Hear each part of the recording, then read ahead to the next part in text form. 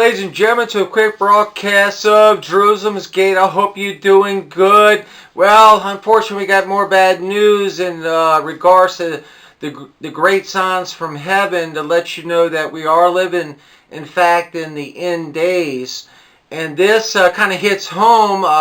My wife was partly raised in Indonesia, and there's been a tremendous flood in Indonesia. At least 76 people have perished from this flood, and that's so far. The body count is still going on.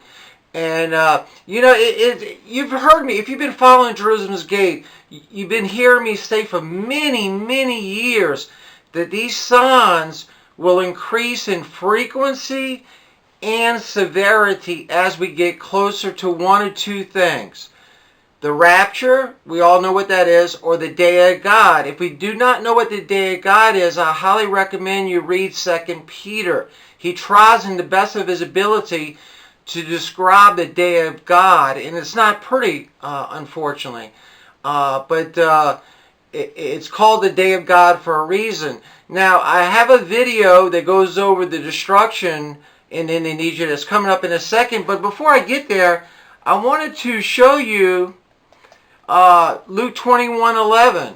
Now, we've gone over this numerous times, but I think we should go over it again.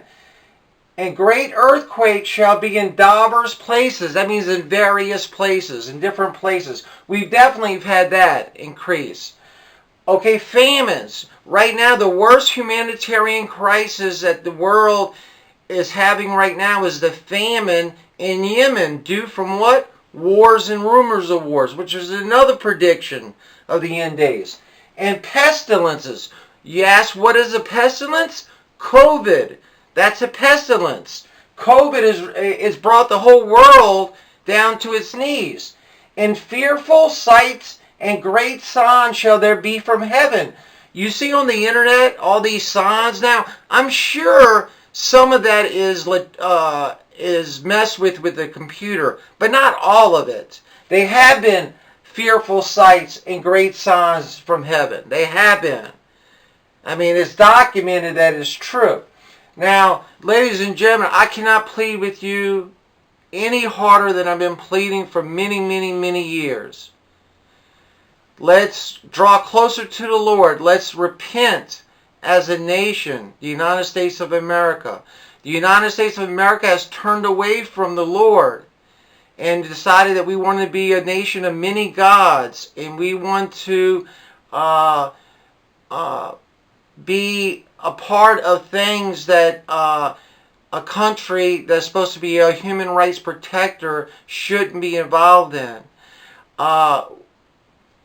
United States of America was made by the Lord. Our forefathers forewarned us of these days, if we shall depart from the Lord, what would happen. All our forefathers warned us of this. As recently as Ronald Reagan. Ronald Reagan said, if you take God out of America, America will cease, basically. Well, again, I'm pleading, and I ask whoever's watching this to pray for our country. Pray that we return as a Christian country. The United States was formed by the Lord to be a beacon in the largest Christian nation in the world. Not a nation of many gods, and not a nation that can just do things that a beacon of Christianity nation should do. So with that being said, here comes the video. Once again, this is a great sign from heaven, and it's sad news. Yes, I know it's sad news, but I think everybody should know what's going on. Here comes the video. Remember, we love you. Thank you for tuning in. Here comes the video. In Indonesia's East Nusa Tenggara, rescue efforts are underway after flash floods and landslides. In this village, police and soldiers tried to pull people to safety. In my village, the water is higher than my head. It has not yet subsided. Many say their loved ones are still missing. Adonara in East Flores was the worst hit.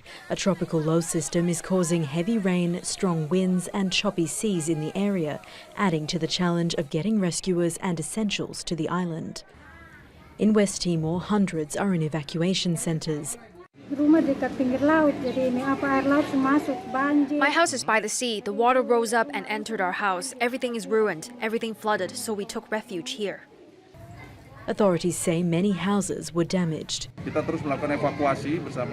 We will continue evacuations for the affected people. Security forces are working together with volunteers.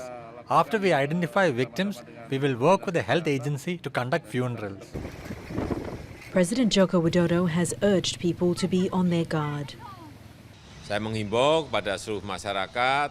I ask people to follow the instructions of field officers. Stay alert for floods and landslides because of the high intensity of extreme rains. Indonesia's neighbour East Timor was also badly hit, and the disaster could have an impact on its efforts to fight COVID-19. UNICEF chartered flight has arrived in Dili at 1 o'clock Dili time today with the first 24,000 COVID-19 vaccines. The challenge now will be how to roll out the vaccination with the damage to infrastructure. As authorities in both countries work to get a sense of the scale of the destruction, there are fears the environmental disaster will deepen an ongoing health crisis. Jessica Washington, Al Jazeera, Jakarta.